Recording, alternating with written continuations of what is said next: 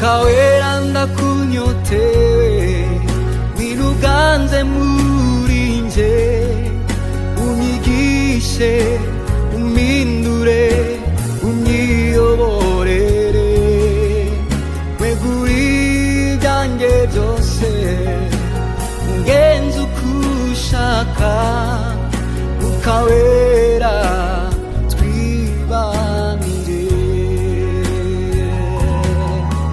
Mukawera ndakunyotewe wiruganze muri nje unyigishe umindure unyiyoborere weguri byanjye byose ungenze ukushaka Mukawera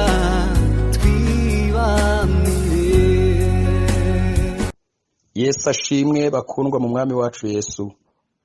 Nitwa Jean Paul Habumuremyi, ndi umukristo w'inyarugenge. Ndagira ngo dusenge dukomeze tuganira ijambo ry'Imana. Mana turagushimiye cyane mu izina rya Yesu. Tugushimiye ko uri inshuti yacu bwite. Kandi wabanye natwe ukaturinda. Tugeze mu mwanya mwiza wo gukomeza kumva ijambo ryawe. Turasenze ngo Umwuka Wera akomeze kuduhugura, atwigishe, atwereke inzira tunyura. Kandi ukuboko kwawe kwiza gukomeze kubana natwe. Turasabira umuntu wese wumva ijambo ryawe kugira ngo ahishurirwe ibikomeye. Umwuka Wera amufashe guhishurirwa ibikomeye birenze ibyo tuvuga. Ukuboko kwawe kwiza kubane natwe kandi uturindire muri uyu mwanya, ufungura amatwi yacu tukumve. Mwami ni wowe dukeneye, dufite inzara n'inyota. Tugushimiye kubikora mu izina rya Yesu. Amen.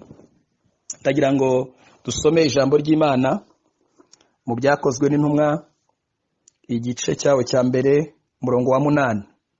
Haravuga ngo icyakora muzahabwa imbaraga Umwuka Wera n'abamanukira, kandi muzaba abagabo bo kumpamya i Yerusalemu ni Yudaya yose ni Samariya no kugeza ku mpera y'isi. Amen. Dusome muri icyo gitabo mu bice bibiri. Turasoma duhereye ku murongo wa mbere tugeze ku murongo wa 4.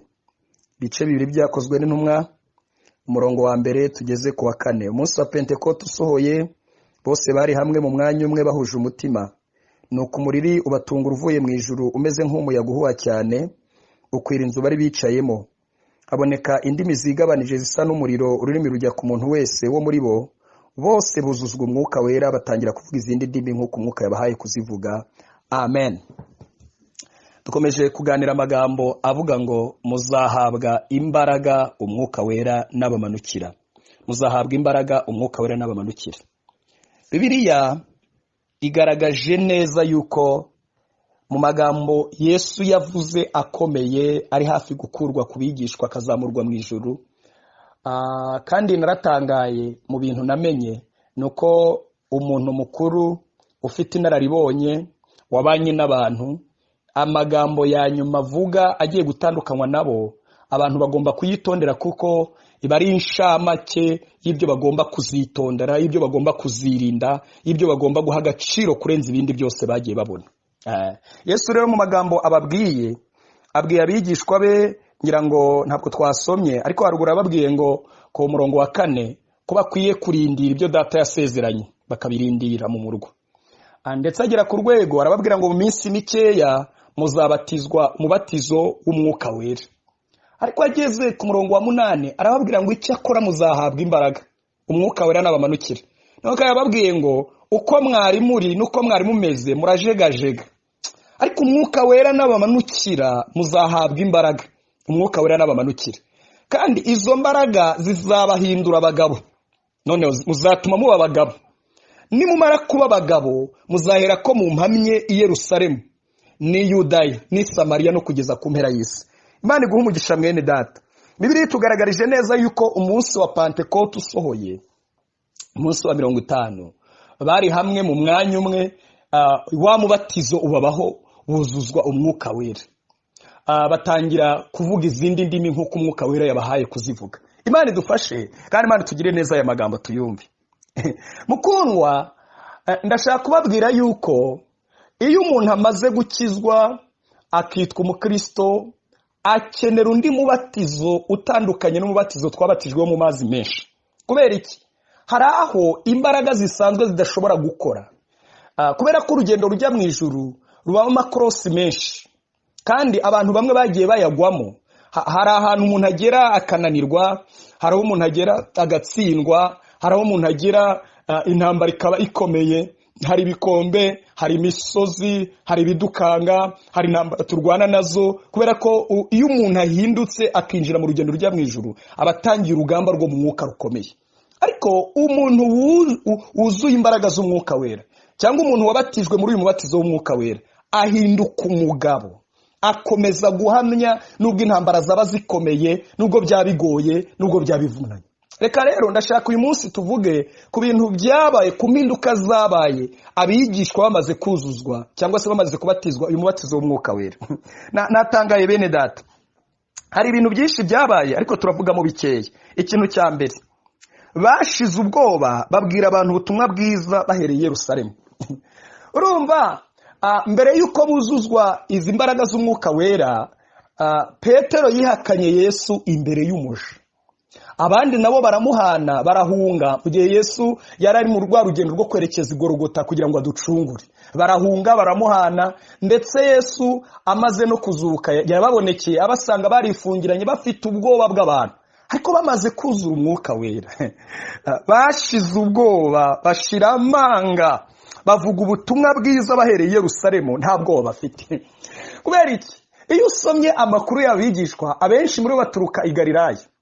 I Galilaya rero ni igice cyo mu cyaro, ni igice kitari mu mujyi. Nta nubwo bari bazi Ikinyarameya, bamwe muri bo ntabwo bari barize amashuri asanzwe yo mu mijyi yo muri Yerusalemu ngo babahanga cyane. Ariko umwuka wera yarabatinyuye, abagira abagabo bahamya Yesu badafite ubwoba. Iyo usomye inkuru za Petero, niwe wa mbere mu bavuze, kandi mwibuke ko atari yuzura umwuka wera, niwe ari mu bihakanye Yesu, ari mu birariye ibintu, kubikora biramunanira, kuko birigaragaza neza yuko yabwiye umwami Yesu, aramubwira ngo no mu rupfu tuzabana. Ariko Yesu aramubwira ngo inkoko itarabika uzaba umaze kunyihakana gatatu. Kandi koko byaje gusohora, nubwo Petero yavuga ko bitasohoye, yasubiye inyuma, asubira ku nyanja ya Tiberiya, asubira kujya kuroba, aracogora. Ariko amaze kuzura umwuka wera, niwe mugabo wahamije, yahagaze imbere yabo muri Yerusalemu, aravuga ati mwebwe uko mutureba ntabwo twasinzihira, ahubwo n'ubuhanuzi bwa Yoweli yavuze ko mu minsi y'imperuka Imana izasuka umwuka wera.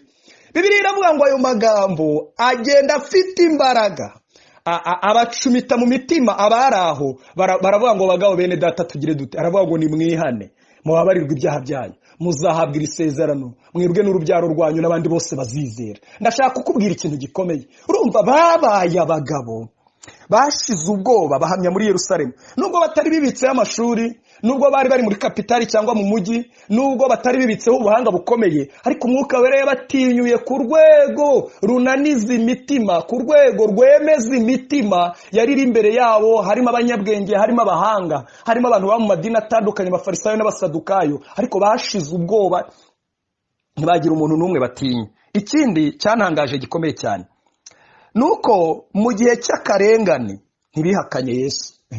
Urumva, bamaze kuvuga ubutumwa, havutse amatsinda menshi abarwanya, adashaka kumva bavuga Yesu, kuko harimo abari baragize uruhare mu kumubamba, mu kumubambisha, harimo baragize uruhare mu rupfu rwe, harimo abari baramugambaniye, barahagurutse bakora amanama barabarwanya. Ariko naratangaye, ntabwo bigeze bacika intege, ahubwo uko babarwanyaga cyane niko barushagaho kugira imbaraga zo guhamya Yesu. Ntabwo bigeze bahakana Yesu. Mu bucamanza bavuze Yesu, muri za gereza bavuze Yesu, bagize imbaraga zikomeye zo guhamya umwami Yesu. Imana ishimwe cyane.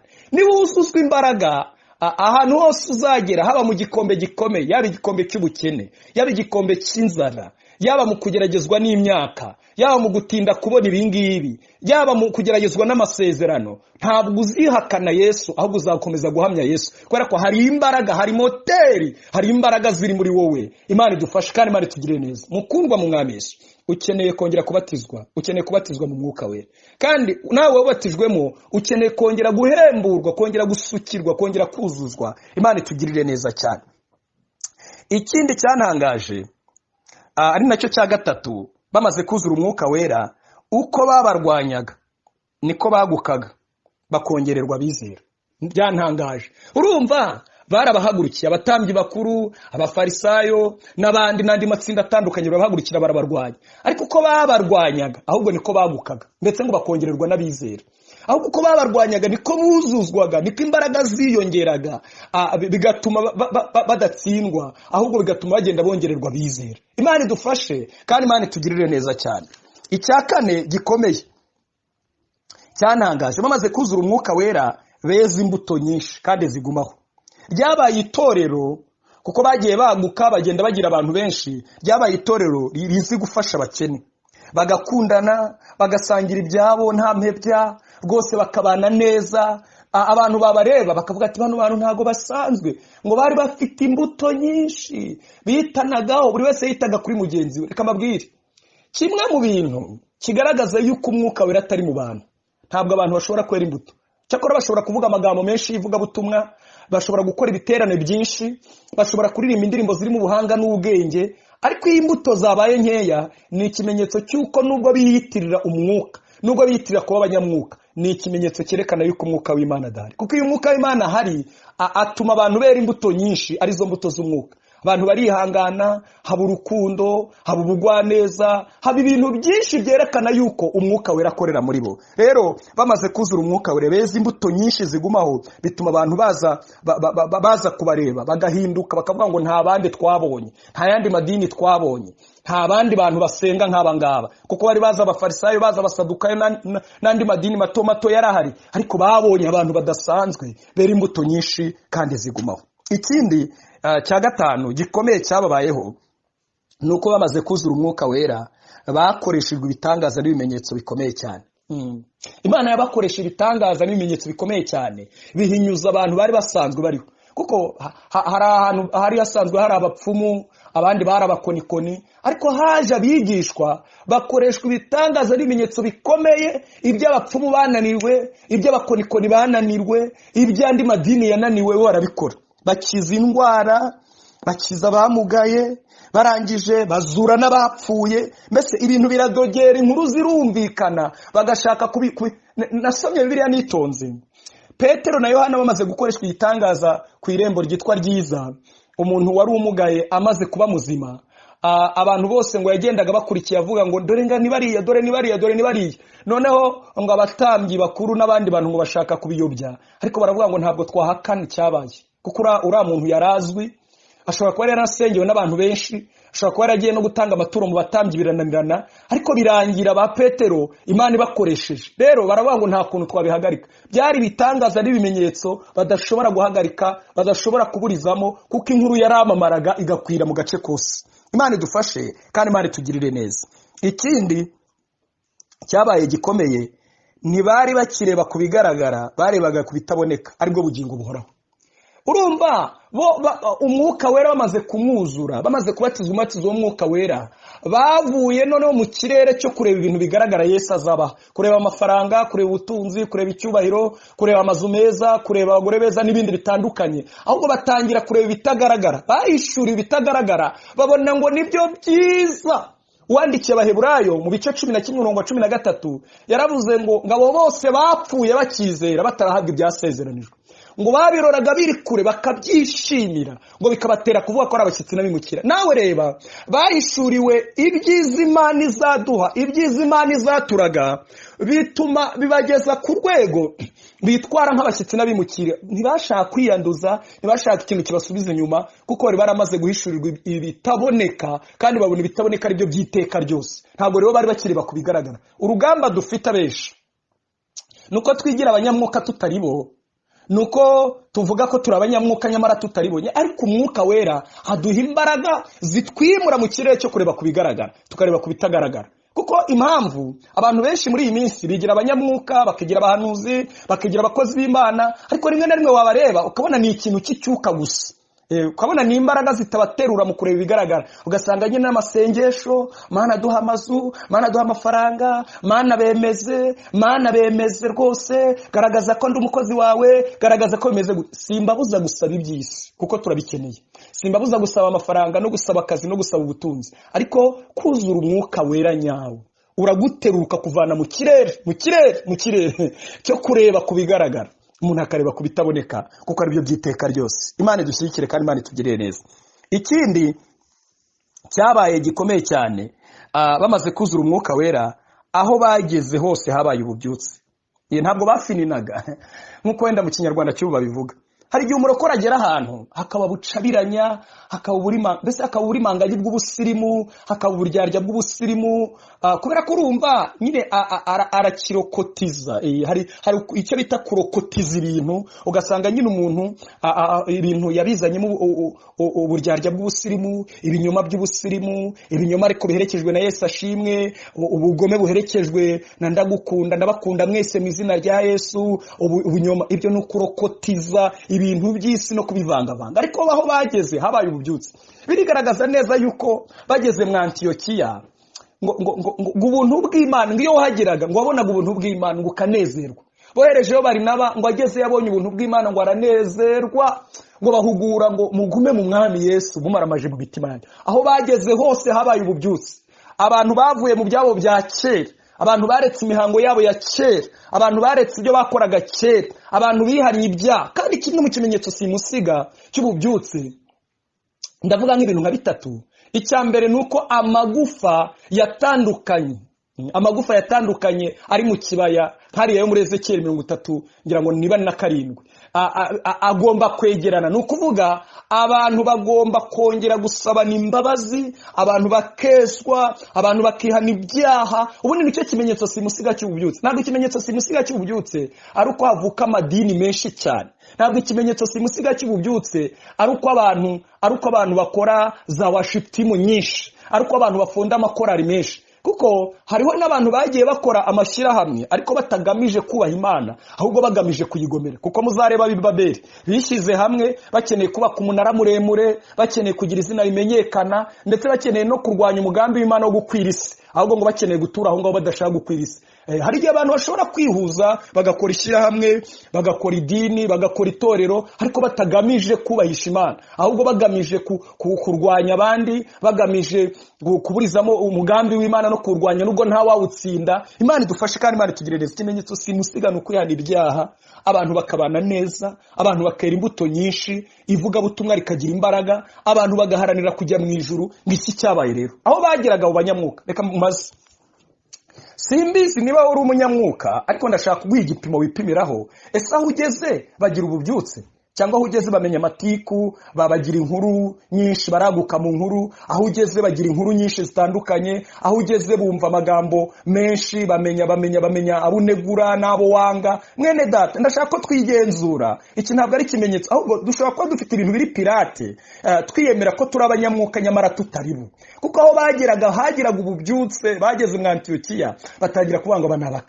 ni abakristo, ko basaga na Kristo, bakavuga nk'ibya Kristo, barahamyaga bakemera Imana, ndetse nta nubwo batinyaga n'urupfu. Bageze no ku rwego batatinya n'urupfu, bagahamya Yesu mu buryo bukomeye cyane. Imana idufashe cyane kandi Imana itugirire neza. Ikindi cyababayeho kandi gikomeye cyanteye ubwoba, imbuto y'ubutumwa bwiza babibye icyo gihe ntawe ushobora gutuma idakomeza kwera, kuko ari ishorowe n'umwuka wera. Urumva ubutumwa bwiza bavuze icyo gihe n'uyu munsi burakera imbuto. Bwarakwiye bugera i Samariya, burakomeza bugera za Galilaya, burakomeza buzamuka za Ponto, ba Paulo babaraje, burazamuka bugera mu Efeso, burakomeza. Uyu munsi turi imbuto z'ubutumwa bwiza bagiye bavuga abanyamwuka. Ntabwo turi imbuto z'ubutumwa bwiza bw'abamisiyoneri cyangwa n'abandi bantu, ahubwo turi imbuto z'ubutumwa bwiza bw'abanyamwuka. Bashobora kuba ari abamisiyoneri b'abanyamwuka, kuko habaye abamisiyoneri benshi bafite gahunda nyinshi zitandukanye, habaye abapasiteri n'abashumba benshi, ntabwo habaye abavuga butumwa abaririmbyi benshi. Ariko twebwe turi imbuto z'ubutumwa bwiza bw'abanyamwuka, bw'abantu bari buzuye umwuka wera. Kuko imbuto y'ubutumwa bwiza ishoreye n'umwuka wera, nubwo wayihagarika upfa kuba wayiteze amatwi ukayumva ukayiha umwanya, igira imbaraga, ntishobora gusubirayo idakoze ikigomba gutuma. Kuko ibirimo gatumwa y'ubumana, ibirimo concentration, ibirimo ubumara bw'ubumana, ibirimo ubumara bw'ubumana bwinjira mu mutima bukamenyesha umuntu uwo ari we, bwarangiza kumenyesha umuntu uwo ari we bukamubohora, bwarangiza kumubohora bukamwereka inzira akwiriye kunyura, agahaguruka nka mukristo agenda avuga ngo bugingo budashira, agakomeza urugendo rujya mu ijuru. Imana idufashe kandi Imana itugirire neza. Reka mbabwire yuko natwe dukeneye umwuka wera. Muri kino kinyejana dukeneye umwuka wera atari kuvuga mu ndimi. Mumbabarire nsubiremo ikintu nkunda kubwira abantu. Ntabwo kuvuga mu ndimi simpakana ko ari ikimenyetso simusiga cyerekana umuntu wabatijwe mu mwuka wera, kuko nicyo kimenyetso cyakunze kugaragara. Ariko abantu barabyitwaje, baranabipirata, abantu baranabyiga, baranaziga.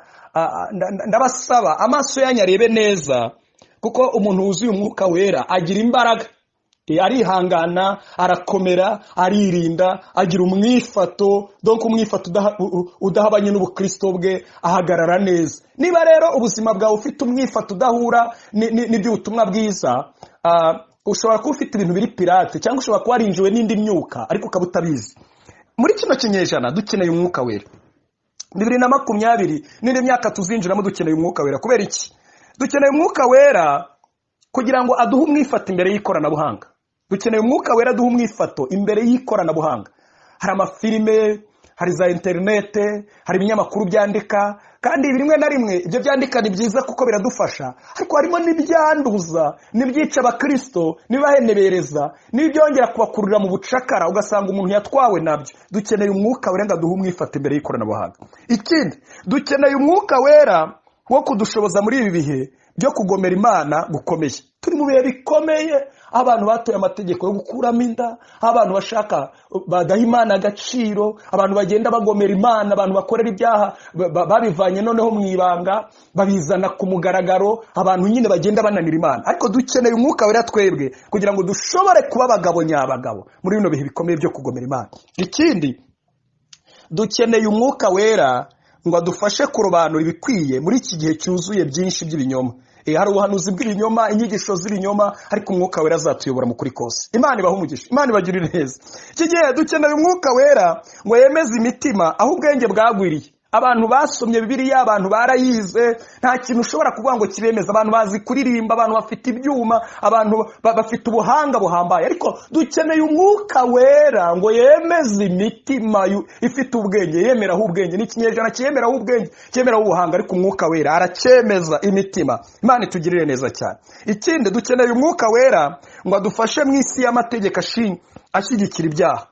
Turi mu isi y'amategeko ashyigikira ibyaha, abantu babyemera mu mategeko, kurama inda, kugira gute n'ibindi. Ariko dukeneye umwuka wera kugira ngo tubashishe guhamya muri iyi si yuzuye amategeko ari ahantu henshi hatandukanye. Imana ibahe umugisha, Imana ibagirire neza. Kandi rwose wowe utarabatizwa mu mwuka wera, Imana ikubatiza uyu mubatizo w'umwuka wera. Urawukeneye mukundwa mu Mwami. Nubwo waba uca mu bihe byiza, ariko ejo uzaca mu bihe bibi. Tukiri mu isi biba n'isarura bizasimburana. Ukeneye kubatizwa mu mwuka wera. Wowe batijwemo, ukeneye ko Imana yongera kukuzuza, niyongere ikuzuze mu izina rya Yesu. Mureke dusenge. Mana, turagushimiye mu izina rya Yesu. Tugushimiye kuri Imana yaduhaye umufasha ari we mwuka wera. Imitima yacu kongera kugira inyota. Kangura imitima isinziriye mu izina rya Yesu. Uduhe inyota nyinshi, kandi rwose twongere dukumbure ibihe by'umwuka. Twongere dukumbure kuzuzwa, Mwami Imana yacu. Abandi nabo bongere bagira inyota yo kubatizwa mu mbaraga z'umwuka wera. Tugushimiye ko ari kugira ngo ibikore, kuko isezerano ryacu n'abana bacu. Mwuka wera nakomeze gukora imirimo ikomeye kubw'ijambo ry'Imana. Ndagushimiye kubikora mu izina rya Yesu. Amen. Amen.